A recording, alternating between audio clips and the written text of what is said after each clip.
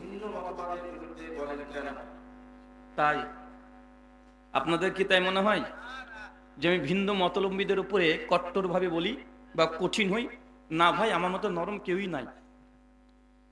যারা ভিন্ন মতভেদী বিষয়ে কথা বলে তারা আমার চেয়ে ভয়ঙ্কর ভয়ঙ্কর ভাবে কথা বলে। বড় বড় শাইখদের কলার ধরতে চাই। শেখ বাংলাদেশের লুৎফর রহমান ফরাজি একটা আলোচনাতে বলছেন যে আমি ইচ্ছে হয় আসাদুল আল গালিবের কলারটাকে ধরে বলবো যে তুই সালাতুর রসুল এই কথা কেন লিখেছিস। চিন্তা করেছেন এই কথা আমরা কখনো কার কলার ধরতে চেয়েছি? এই যে আমার কিউট বয় আছে, ও মাঝে মধ্যে আমাদের শেখ আব্দুর রাজ্জাক বিন ইউসুফ হাফিজাল্লাহকে বলে যে এ হচ্ছে কাযযাব, এর পিছনে নামাজ পড়া জায়েজ না। বলে কি বলে না কথা বলেন? শেখ মুজাফফর বিন হোসেনকে বলে দাজ্জাল। বলে কি বলে না কথা বলেন? আরো গালি গালাজ কিস্তি খাওয়ার অনেক কিছু দেয়। আর বারবার দেখবেন অনেক বেদাতিরা আছে, তারা বলে ওয়াহাবি মানেই শয়তান, ওয়াহাবি মানেই জেনাখোর, ওয়াহাবি মানেই বদমাশ। এদের ছন্দ মিলিয়ে গল্প বলে, আছে না নাই? তো আমরা কোনো সময় বলি আমরা ইলমি ইখতিলাফ করি, আর ইলমি ইখতিলাফের কাছে গিয়ে আমরা কঠোর শাদীদ হয়ে যাই। এই জন্য এটা সুন্নাত বিরোধী নয়।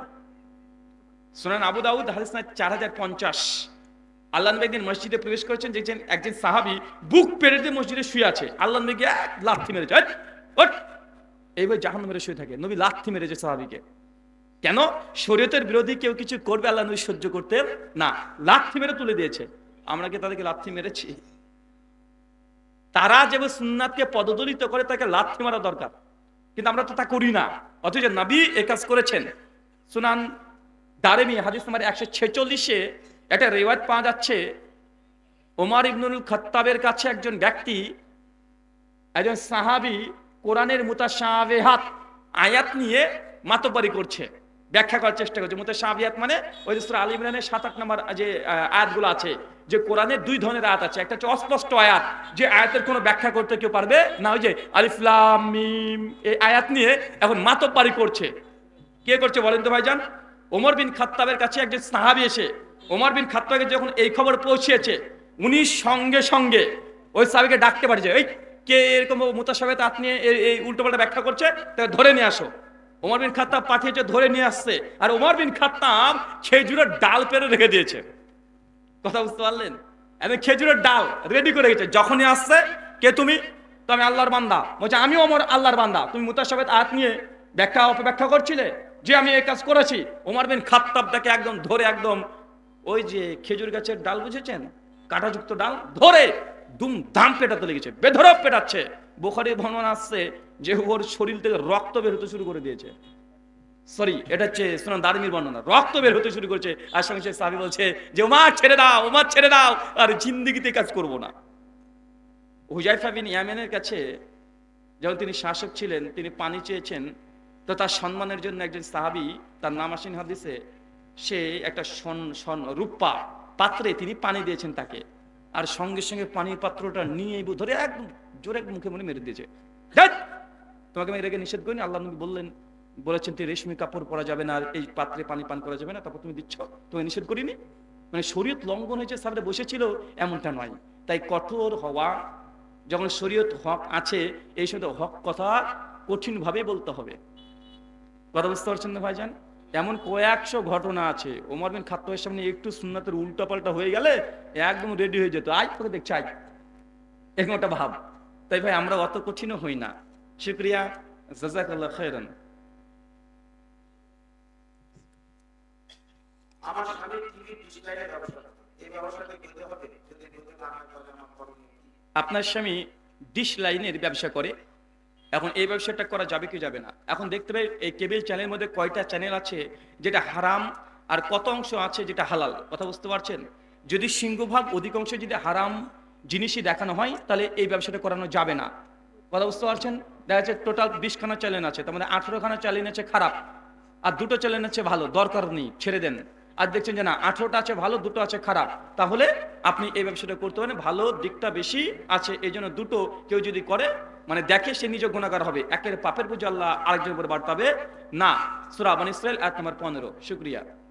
টঙ্গীর ইস্তেমায় গেলে নাকি হজের সওয়াব হয়, বিস্তারিত জানাবেন। টুঙ্গির ইস্তেমাতে গেলে নাকি হজের সওয়াব হয়, এটা বিস্তারিত জানাবেন। এটা সম্পূর্ণ গাঁজাখুরি কথা, এটা সম্পূর্ণ মিথ্যা কথা, এটা সম্পূর্ণ বানোয়াট কথা।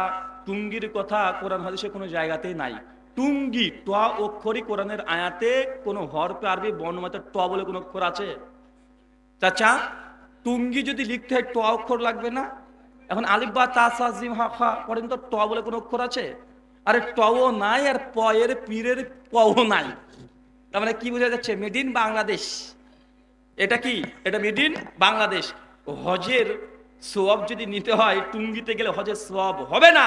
আর কেউ যদি এই বিশ্বাস করে যে ওই টুঙ্গিতে গেলে হজের সমান নেকি হবে, হজের সমান নেকি না, ওর চাইতে ডবল গুনাহ হবে এই আকীদাকে পোষণ করলে। আর এমনি জামাতে যাওয়া, দিনের ইলম অর্জন করা, শোনার জন্য কোনো মজলিসে যাওয়া, এ ব্যাপারে একাধিক হাদিস আছে, সমস্যা নেই, কথা বুঝতে পারছেন? অনেক হাদিস আছে, কিন্তু টুঙ্গির ওটাকে খাস করে দেওয়া এটা মারাত্মক অন্যায় কথা, মারাত্মক অন্যায় কথা। তবে আমরা বলি যেহেতু টুঙ্গির এই ইস্তেমাতে কোরআন সুন্নাহর খিলাফ অনেক কথা হয় এবং তাদের আকীদা, তাদের মানহাজ, তাদের তাসাউফ যেগুলো বলা হয় এগুলো সবগুলো অধিকাংশগুলো মিথ্যা জাল, অনেক কেচ্চাকারী শোনানো হয়। এগুলো যেহেতু আকীদা ভ্রষ্ট অনেক কিছুই শেখানো হয়, তাই এই টুঙ্গির ইস্তেমাতে যাওয়া থেকে দূরে থাকবেন, কথা বুঝতে পারছেন? তারা যাচ্ছে, তারা যাক, তারা ওটাকে সহি মনে করছে, যাক, খবর তুমি বুঝে নিবে মৃত্যুর পরে কারা হক ছিল কারা বাতিল ছিল। শুকরিয়া, জাযাকাল্লাহু খাইরান। আমার ছেলে ক্যান্সারে মারা গেছে, আমি তার জন্য সিজদায় গিয়ে জানাজার দোয়া করি, এই দোয়া করা যাবে কি? আরেকটা টুঙ্গির ইস্তেমার সঙ্গে একটু যুক্ত করে দিই। আপনাদের রংপুরের রংবাজ বক্তা নাম রেখেছি প্লে বয়, চেনেন তো নাকি? ও একটা আলোচনা বলছে যে আহলে হাদিসরা তারা বলে টুঙ্গির ইস্তেমাতে যাওয়া যাবে না। বলছে আহলে হাদিস এরা যারা আছে এদের মাথায় নাকি পোকা হয়ে গেছে, মানে কত বড় বদমাশ আমরা আহলে হাদিস। হ্যাঁ হ্যাঁ, প্লে বয়। বিষয়টা হচ্ছে এই কথা যদি এই স্ট্যান্ডার্ডে যদি আহলে হাদিসদেরকে যদি মানে এমন বলে, তা আমাদের প্রশ্ন, তাবলিগ জামাত এখন দুই ভাগে ভাগ, কয় ভাগে? একটা সাতপন্থী, একটা জুবাইরপন্থী। ওই রংবাজ বক্তাকে বলবো তোমরা সাতপন্থীদের তাবলিগকে কেন নিষিদ্ধ করছো, কেন করছো? তোমরা জুবাইরপন্থী তাবলিগ টুঙ্গির ইস্তেমা হচ্ছে এটা তোমরা পক্ষে, কিন্তু সাতপন্থীর বিপক্ষে।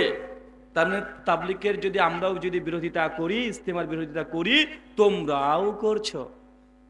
করছে কি করছে না? ওরা বলছে যে সুন্নাত যদি শিখতে হয় তাবলিগ জামাতে চলে যান, সুন্নাত শিখে বাড়িতে পাঠিয়ে দেবে। সুন্নাত না বেটা, বেদাত শিখে তোমাকে বাড়িতে পাঠাবে।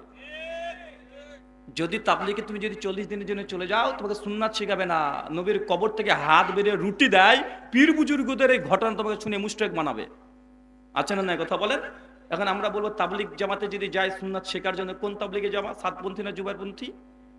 তোমরা তো জুবাইরপন্থী সাতপন্থী তাবলিগদেরকে মেরে রক্তাক্ত করে দিয়েছো, তারপরে তোমরাও তাবলিগ জামাতকে ভুলই মনে করো। মনে করে কি করে না, কথা বলে?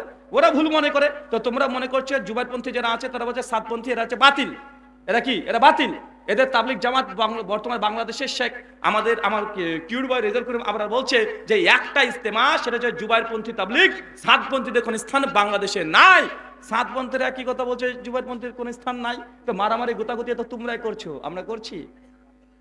বাতিলের সঙ্গে ঝামেলা করছে এখন, কথা বুঝতে পারছেন না ভাইজান? পায়খানা ঘুয়ের সঙ্গে কম্পেয়ার চলছে এখন। শুকরিয়া। আমি একজন মহিলা, আমার গ্রামের মহিলাদেরকে আমি আমার বাড়িতে দিন শিক্ষা দিই, কিন্তু এখন জায়গা সংকুলান হচ্ছে না, এমন অবস্থা মসজিদে দিন শিক্ষা দিতে পারবো কি? আপনি একজন মহিলা, বাড়িতে আপনি দিন শিক্ষা চর্চা করান, পারছেন না, মসজিদে করতে পারবেন কি পারবেন না? যদি অ্যাকচুয়ালি না পারেন, মসজিদে আপনি দিন শিক্ষার ব্যবস্থা করতে পারবেন, কোনো সমস্যা নেই। তবে সেখানে পর্দা মেনটেন করা, মেয়েরা নাপাক আছে না পাক আছে এগুলোকে মেনটেন করা, শরীয়তে যেগুলো নাজায়েজ জিনিস সেগুলো থেকে বিরত থাকতে হবে। আর সবচেয়ে বড় কথা হচ্ছে এটা, বাড়ি উত্তম, কথা বুঝতে পারছেন? বাড়ি উত্তম। যদি একদিনে এত বেশি মহিলারা হয়ে যায়, দুদিন করে ফেলেন। কি বললাম? দুদিন 50-50 করে নেন, তারপরে মসজিদ থেকে দূরে থাকেন। কেউ করলে এটা নাজায়েজ নয়। আম্মা জান আয়েশা রাদিয়াল্লাহু তাআলা আনহা, তিনি মানুষকে তার নিজের বাড়ি থেকে সাহাবীদেরকে বিভিন্ন কোরআন সুন্নাহর বিভিন্ন ব্যাখ্যা, হাদিসে মুবারাকা এগুলো বলতেন। সহিহ বুখারী 99, 100, 101 পর হাদিসগুলোতে আছে। শুকরিয়া। সন্তান মারা গেলে তার কবর ধরে কান্না করা যাবে কি? সন্তান মারা গেলে তার কবর ধরে কাঁদা যাবে কি যাবে না? সুনানে আবু দাউদ এবং মিশকাতে হাদিসটা আসসালামু বলেছেন, কোনো ব্যক্তি যদি মারা যায় আর তার নিকটে কোনো ব্যক্তি যদি জোরে জোরে চিৎকার মেরে কাঁদে, বুক চাপড়ায়, জামা কাপড় ছিঁড়ে ফেলে, সুর দিয়ে কাঁদে, তাহলে এই ব্যক্তির এই কারণেই কবরে যে ব্যক্তি মারা গেছে ওই ব্যক্তি করে আযাব হয়। কথা বুঝতে পারছেন? জি, ছেলে মারা গেছে কাঁদবেন, খুব বেশি উচ্চ স্বরে নয়, চোখ দিয়ে পানি গড়ে চলে যাবে। খুব বেশি যদি চিৎকার মেরে কাঁদতে ইচ্ছা হয় দূরে চলে যান, কবরের কাছে থাকেন না। কারণ মানুষের এটা মানবিক একটা দিক। কবরের কাছে চিৎকার মেরে কাঁদবেন না, মাটি ধরে কাদা, এগুলোকে দূরে থাকবেন। এই কেঁদে আপনার ছেলেকে 4 আনা উপকার করতে পারবেন না।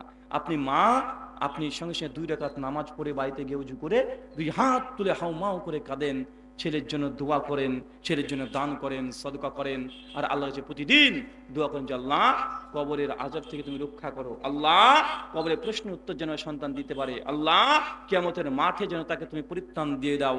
আপনি দান সাদকা দোয়া এগুলো করেন। কেঁদে সন্তানের 4 আনা উপকার হবে না, 4 আনা উপকার হবে না। আমার একটা বই আছে আলাদা, মৃত ব্যক্তির জন্য জীবিতদের করণীয় এবং বর্জনীয়। এই বইটা তুমি দেখিয়েছি। 17খানা আমল এমন আছে কেউ মারা গেলে জীবিত মানুষটা মৃত ব্যক্তির জন্য করতে পারে, করলে নেকি হবে, মৃত ব্যক্তির হবে, জীবিত মানুষেরও হবে। আর 17খানা আমল করা যায় না।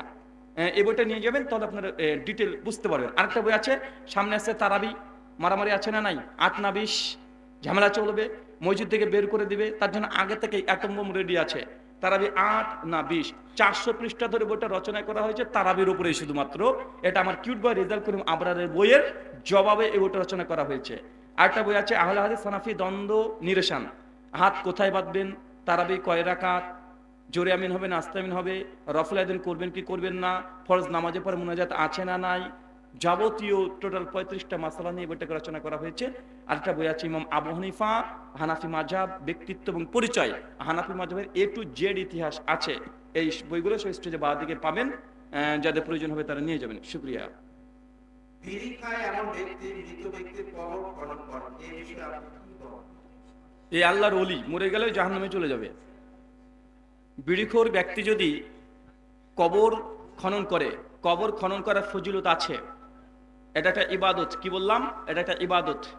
যদি ওইখানে নেশাগ্রস্ত অবস্থায় এই কর্মটা করেন, তাহলে এখানে নেকির বদলে গোনা হয়ে যাবে। কেন? ওটা ইবাদত। বা নামাজরত অবস্থায় আপনি বিড়ি খেতে পারবেন? ওযু করছেন, বিড়ি খেতে পারবেন? রোজা আছেন, বিড়ি খেতে পারবেন? পারবেন? পারবেন না। কবর খনন করে এটা কি? এটাও ইবাদত। ওই ইবাদতের সময়তে আপনি যদি বিড়ি খান, তাহলে কি হবে? বিড়ি খায় এমনি হারাম, ইবাদতের মধ্যে আছেন তখন আবার বিড়ি খাচ্ছেন, মানে ডবল হারাম। কথা বুঝতে পারছেন? আপনি কবর খোঁড়াটাকে মনে করছেন যে কেউ পারেন না, আপনি পারেন, আপনি মুনিশ লেগেছেন, মুনিশের মতো খুঁড়লে নাকি পাবেন না। কথা বুঝতে পারছেন? শুকরিয়া।